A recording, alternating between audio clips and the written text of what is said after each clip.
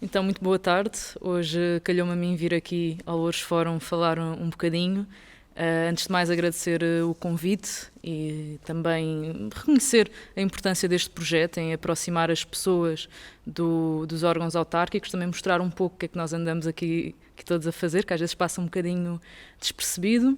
Uma breve apresentação, para quem não sabe, eu sou a Rita Sarrico, sou deputada municipal aqui em Louros, sou também dirigente nacional do Bloco de Esquerda, sou também uma ativista LGBT e pelos direitos das mulheres, estou também bastante envolvida em questões ambientais e pelos direitos dos animais. Aqui em Louros a minha intervenção tem-se focado mais também na questão ambiental, como por exemplo na denúncia de entidades poluentes aqui do nosso concelho e também mostrar que estas mesmas entidades têm que ser responsabilizadas e que a autarquia tem o poder para as responsabilizar, para limitar a sua atividade ou até para encerrar a sua atividade, porque são empresas que colocam em risco não só o meio ambiente como a saúde das pessoas. Também tenho estado muito focada aqui na minha intervenção na Assembleia Municipal nas questões relacionadas com a educação, desde a urgência de requalificação de várias escolas do nosso concelho. Nós aqui em Louros temos escolas em muito mau estado, que precisam de ser intervencionadas urgentemente, e é isso que eu também tento trazer aqui à Assembleia Municipal, essa urgência na questão do edificado escolar, das condições das salas de aula, dos pavilhões, na questão do ambiente, do amianto e na urgência desta substância ser retirada das nossas escolas, não só das escolas de Louros, mas das escolas de todo o país. E também, recentemente, tivemos um debate sobre as refeições escolares e sobre a gestão das cantinas escolares, e era por aí que eu gostaria de começar. Como eu estava a dizer, houve uma sessão da Assembleia Municipal onde o Bloco apresentou uma recomendação para que as cantinas escolares passassem a ter uma gestão pública, ou seja, as que tinham um contrato de concessão com uma entidade privada, chegando ao fim desse contrato, não seria renovado.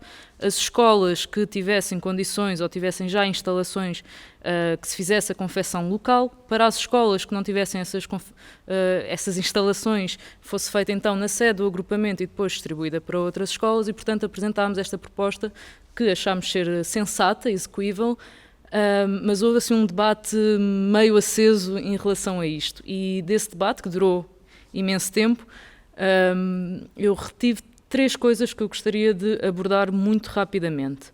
A primeira foi a posição que o PSD teve sobre esta proposta apresentada pelo Bloco.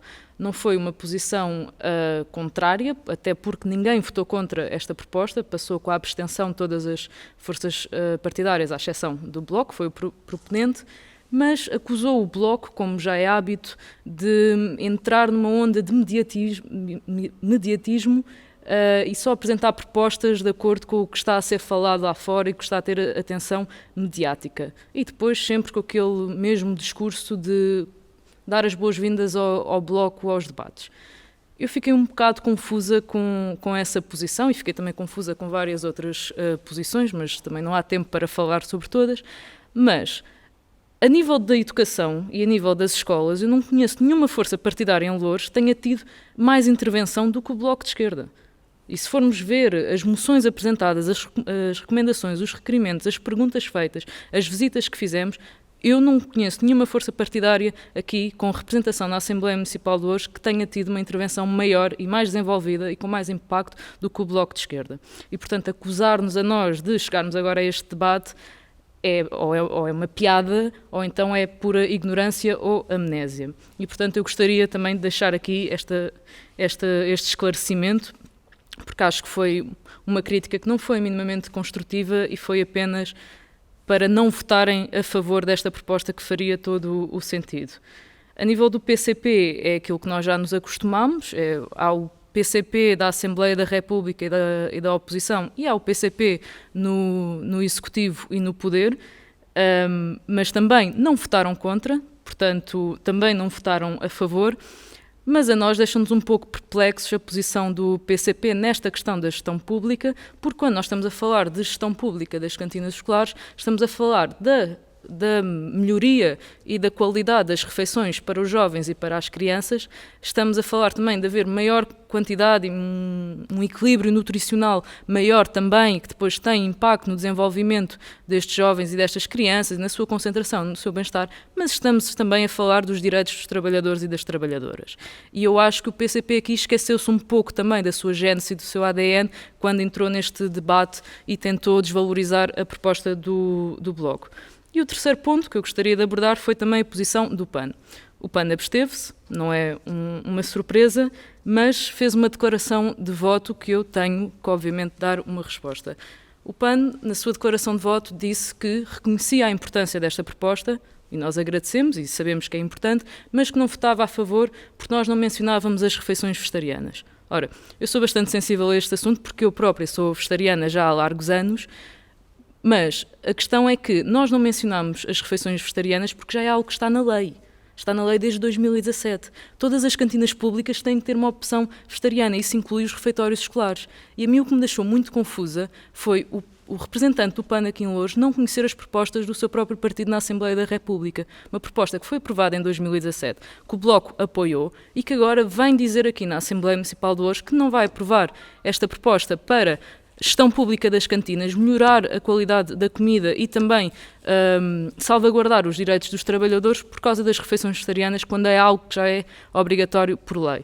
E, portanto, isto mostra, estes três fatores que eu aqui apresentei, mostra que aqui nesta Assembleia Municipal há, por vezes, uma falta de maturidade política e há propostas que não são aprovadas ou então que não votam a favor apenas porque não foram eles a apresentar. E isso também leva depois a que as pessoas afastem-se também um pouco do que é a política autárquica. Dito isto, e visto que estamos a falar de escolas e de educação, acho que é também uma responsabilidade minha, enquanto jovem na política e jovem aqui, penso que sou até a deputada aqui mais jovem. Pronto, e para quem não sabe, tenho 24 anos e, portanto, todas as questões relacionadas com os jovens e os obstáculos também os sinto na pele e também os senti, desde a área da educação, à área da habitação, à área de rendimento, salários mínimos, despedimentos, também passei por tudo isso. Mas uma das coisas com que eu me confronto mais no meu dia-a-dia enquanto jovem na política é dizerem que os jovens não querem saber da política, que os jovens não se interessam pela política, que estão distraídos e que não votam por causa disso. Ora, se nós fôssemos aqui entrar no problema da abstenção jovem, nunca mais saíamos daqui e teremos outras oportunidades para desenvolver esse assunto, mas eu gosto sempre de dar uma nota em relação a isto. Eu tenho contacto com muitos jovens, desde sessões de parlamento de jovens, a amigos, a convivências sociais, a visitas a escolas, a visitas a faculdades também, que faço a nível nacional. E não é que os jovens estejam propriamente desinteressados ou que não queiram saber. É que os jovens às vezes simplesmente não se sentem representados. E se nós formos ver, por exemplo, aqui em Loures, nós conseguimos perceber porque é que eles não se sentem representados. Porque é assim, vejamos, nós temos uma geração a politizar-se em torno, por exemplo, das questões ambientais e das questões dos direitos dos animais. E nós aqui em Loures, sempre que tentamos tratar, por exemplo, de assuntos relacionados com o ambiente ou relacionados com os animais, ou somos ridicularizados, ou somos desvalorizados, ou somos acusados de catastróficos, ou de comparar as coisas a Chernobyl, ou dizer que estamos a defender pessoas que não devíamos de defender. E depois também não podem esperar que, se não damos resposta e se não há maturidade política neste tipo de assuntos, que os próprios jovens queiram aproximar. Vou dar outro exemplo. O Bloco, em 2017, propôs que fosse hasteada a bandeira LGBT aqui em Loures. Em 2018, a Câmara não cumpriu com o que foi acordado e eu própria aqui na Assembleia Municipal voltei a defender isso, voltei a chamar a atenção para isso e o nível de conservadorismo e de resistência às coisas foi assustador e eu própria, acho que se visse de fora, também não me quereria envolver diretamente na política autárquica se estas fossem as pessoas que me representavam. Mas eu acho que também há assim uma visão de esperança, porque eu acho que há cada vez mais jovens a querer intervir diretamente, obviamente nos fóruns que têm, nos meios, através das redes sociais, por exemplo, e que estão cada vez mais interessados, e eu acho que é nossa responsabilidade, enquanto representantes políticos, também poder dar as respostas, também poder trazer a debate as coisas que realmente têm impacto na vida dos jovens e também poder dar-lhes espaço para eles terem a sua própria voz. E, obviamente, quando falamos de jovens, não falamos só também da questão do ambiente e dos direitos dos animais, falamos, por exemplo, da questão das escolas, como eu estava a referir há bocado. Os jovens também têm consciência do estado em que estão as suas escolas e também sabem quem são os responsáveis pelas suas escolas estarem assim. E é ao darmos resposta a estes problemas que os afetam que também os trazemos até nós, também os aproximamos mais da política e também ajudamos a combater um pouco este afastamento que os jovens vão tendo com a política. E depois também, por exemplo, falar da habitação jovem, que é algo que não se fala aqui em Loures, não se fala, é como se o problema não existisse. E já que estamos a falar de habitação, e também um último assunto que trago aqui, que tem sido um dos temas centrais do debate político aqui em Loures, é o plano pormenor do Prior Velho. Começar por dizer que o plano pormenor do Prior Velho foi desenhado à luz dos interesses imobiliários e da especulação imobiliária. Neste projeto não está prevista a construção de uma creche, de um lar. Em 925 fogos habitacionais não há qualquer cota para a habitação rendas controladas, para jovens, para famílias de classe média. A isto soma-se a construção de um business center, de um hotel de luxo, e nós já vimos isto a acontecer em Lisboa e agora vamos começar a ver acontecer em Loures. As famílias vão ser empurradas para fora por causa da especulação imobiliária, os serviços públicos vão se degradando porque os recursos vão ser canalizados para dar resposta a esta dinâmica de luxo e, quando dermos por isso, a zona oriental do nosso concelho irá confrontar-se com os mesmos problemas a nível da habitação, a nível da especulação imobiliária, dos despejos a que Lisboa se depara hoje.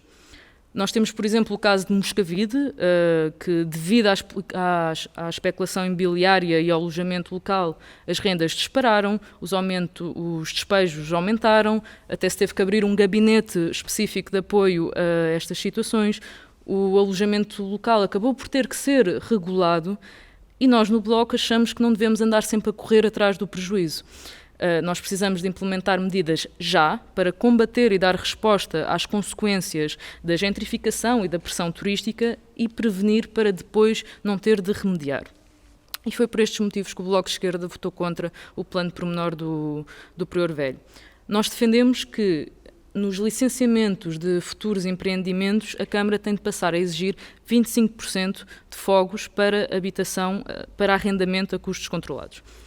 Nós defendemos também que o alojamento local tem de ser limitado e temos, finalmente, de implementar a taxa turística. O Bloco já apresentou esta proposta 2 vezes e das 2 vezes foi chumbada. E de ambas as vezes alertámos exatamente para o que está agora a acontecer. Esta taxa seria simplesmente uma medida da mais elementar justiça. Os fundos obtidos através dela podiam servir para investir na limpeza urbana, na criação e desenvolvimento de políticas habitacionais, na valorização do património. E nós até já temos 9 concelhos no país que têm esta taxa, para o ano mais 5 se juntarão, e até temos concelhos de dimensão inferior a Loures e com menos pressão turística. Isto são medidas que se tomam porque não se pode ter apenas no horizonte o próximo orçamento ou as próximas eleições autárquicas, porque um mandato exige responsabilidade, exige acompanhar a evolução das coisas e dar-lhes resposta. E não podemos ter apenas uma visão a curto prazo, porque no fim, daquilo que nós estamos realmente a falar é da vida das pessoas e da parte do Bloco garanto-vos que nunca faltaremos a essa chamada. Muito obrigada por me ouvirem e até à próxima.